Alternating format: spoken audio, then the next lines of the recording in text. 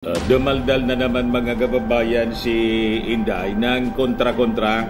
Ano na naman niya, Mr. Maravillas, yung sinasabi ni Inday. Dinenounce niya yung idea of running in the 2028 presidential elections. Ayan po, mga kababayan, yung balita ngayon dito. Sabi dito sa pinablis na balita ng Impact Leadership, sino na lang ang tatakbo? Presidential bets, Vice President Sara Duterte and Senator Raffy Tulfo denounced the idea of running for president. Nagbabagang mga balita at pagtalakay sa mga isyu na lipunan. Pulsa, opinyon, banat at paglalantad sa katotohanan. Pulsa, what you see is what you get. You decide. See, in 2028, despite emerging as the top contenders in a Pulse Asia survey. Ayan pa, mga kababayan. Para niya, Mr. Maravillas, yung old saying na tulak ng bibig, kabig ng dibdib. Nagpapakipot lang niya, Mr. Maravillas, yata si Inday, pati si Raffy Tulfo. Ayan, sabi ni Inday po, napakalayo pa kasi ng 2028 para sa atin para natin pag-usapan sa ngayon. Ang ginagawa lang natin at ang kailangan nating gawin lahat, magtrabaho muna at mag-contribute sa nation building. Maligtad na talaga niya, Mr. Maravillas, yung mga pinagsasabi. Consistent po siya sa pagiging inconsistent. Kasi 3 months ago, iba yung sinasabi niya. Sabi naman po ni Tulfo, request ko lang po sa mga survey company, huwag yun na pong isama ang pangalan ko. Please lang. Nakikiusap po ako, especially sa 2028. Huwag nyo na po akong isama dyan because wala sa utak ko ang 2028. Para niya, Mr. Maravillas, pareho yung strategy ng dalawa. Yung style ni Maudix, no? Pakipot-kipot siya, tulak ng bibig, kabig ng dibdib, yung dalawa, para ibitin yung mga mamamayang Pilipino.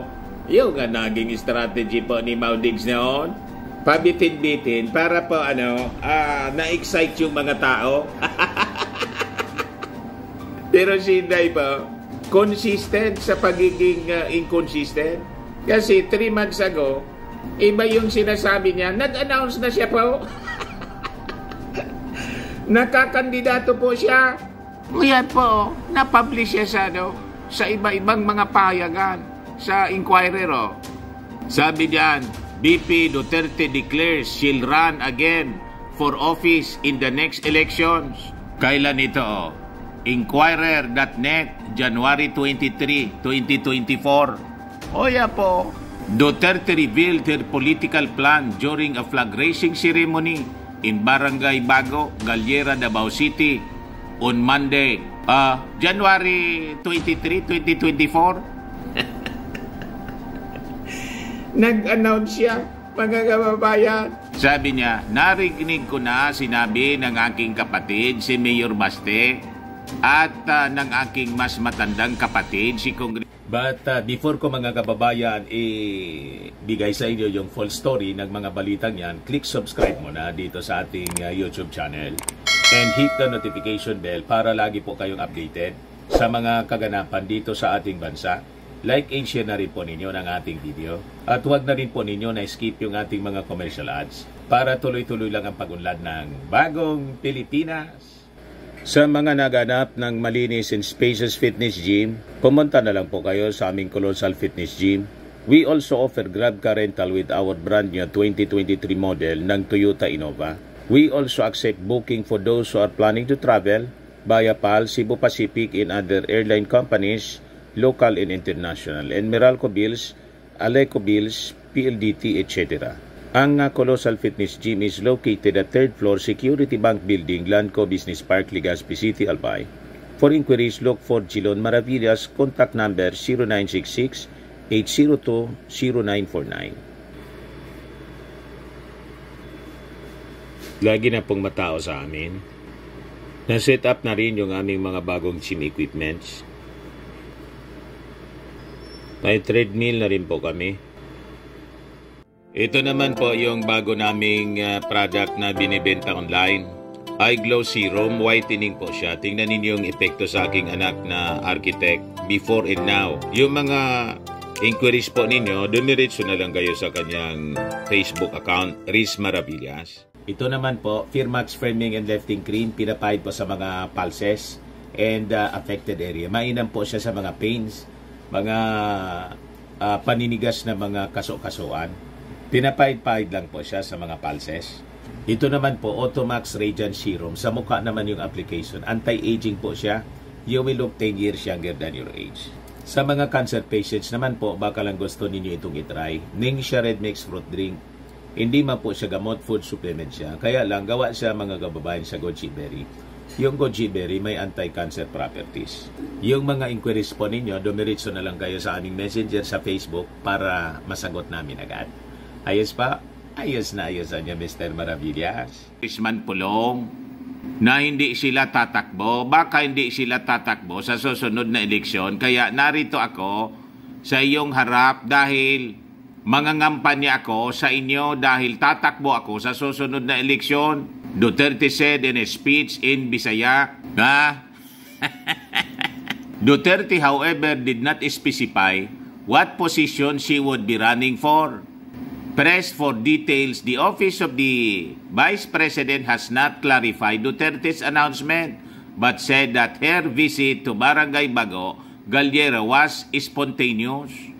The upcoming national and local elections are scheduled for May 25. However, Duterte's tenure as Vice President extends until 2028. Pagkatapos, sasabihin niya na napakalayo pa daw mga kababayan yung eleksyon. Kaya wag daw pag-usapan. Napakalayo pa kasi ng 2028. Napakalayo pa pala. Pero nag-announce siya na tatakbo. Pinik up po ng mga national dailies. Pati ng Philippine Star. Philippine Star. Kahit ng ABS-CBN, BP Sara Duterte to run in next election. Yan, ABS-CBN News. Pinagpistan po ng mga national dailies and television. O yan ang balita, mga kababayan. Pati ng Rappler po, Sara Duterte says she will run in next election. Yan, sinasabihan niya doon na Mr. Maravillas sa 2028. Ang sabi, tatakbo siya sa next election. Parang ang miniminan niya Mr. Maravillas ni Inday sa 2025 local elections. Talaga naman po, Vice President siya. Tatakbo siyang congressman or mayor uli ng... Mayor uli mga kababayan ng Davao, yung term of office niya will expire po sa 2028 pa. Kung nasa tama kang pag-iisip po, bakit ka tatakbo for mayor ng Davao na ang term mo bilang vice presidente 2028 pa yung expiration? Tama yun. Basag na naman na niya, Mr. Maravillas, yung mga style ni Inday sa'yo. Hindi kasi magpakatotoo. Damage control kasi siya, mga kababayan. Kasi alatado yung political ambition niya po. Yun ang laging sinasabi ng kanyang mga supporters, mga vloggers niya. Nagmukhang atat na atat siya, mga kababayan, sa politika, sa mga ginagawa. ginagawa niya. Kaya ganun yung kanyang statement. Napakalayo pa niya yung eleksyon. Napakalayo pala. 3 months ago, ganun yung sinabi ninyo. Natatakbo ka. Tapos, ngayon, iwan na naman yung statement. Mana niya, Mr. Maravilla, sa tatay? Tatakbo, di tatakbo. Tatakbo, di tatakbo. Ganon ang style. Lumang tugtugin na po yung style na ganyan. I-announce mo na kasi alam na ng mga mamamayang Pilipino na yun man talaga yung gusto ninyo. Yung mga supporters nga po ninyo, gusto nang papag-resign ninyo ang ating Pangulong Bongbong Marcos at iluklok na kayo sa Palasyo Malacanang. Kunwari pa kayo. O, di ba? Pakimi-kimi pa. Tumakbo ka lang. Bahala na kami kung ano yung desisyon namin, kung iboboto ka namin o hindi. Basta, papaalalahanan namin yung ating mga mamamayang Filipino na sa issue ng West Philippine Sea, no comment kayo.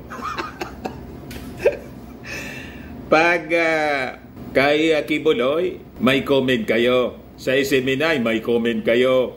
Sa Russia-Ukraine War, may comment kayo. Sa Israel-Hamas War, may comment kayo. Sa CIF, may comment kayo. Sa Bugas, may comment kayo. Pero dito sa West Philippine Sea, wala kayo comment. Maalala yan ng ating mga mamamayang Pilipino, siyempre. Tama pa? At sasabihin namin, mag-ingat tayo, mga kababayan. Sa totoo lang, mag-ingat po tayo sa tinatawag na Manchurian candidate. Ano niya, Mr. Maravillas, na Manchurian candidate. Yung nobela noon, mga kababayan, ay ginawa niya na pelikula noong 2004 ng kwento. Yung isang tao, politiko, brainwash ng communist power. So yun na papaikot sa kanya. Madaling sabi, puppet candidate of a foreign enemy. Yan po ang ibig sabihin ng Manchurian candidate. So, in this coming election po sa 2025, lalo na po sa 2028, ingat po kayo sa ganong uri ng mga politiko na ang pinaglilingkuran po, hindi man yung mga Filipino, kundi foreign power. Para ang dami yan sa Senado, Mr. Maravillas. Yun na nga po. Mag-ingat tayo sa mga Manchurian candidates in the coming elections na mas minamahal si Xi Jinping kaysa sa ating bayan. Madaling sabi, mga kandidatong Judas sa ating bayan, sa mamamayang Filipino. Ang dami ng Judas ngayon po. Proud pa sila. At wala nang hiya-hiya, lantaran mga kababayan na dinidefend nila yung China. Nananakot pa sa atin. Tinatakot tayo, mga kababayan. Ayan man lang po ang ating short video. Ako po si Dante Maravillas. Bye-bye. God bless.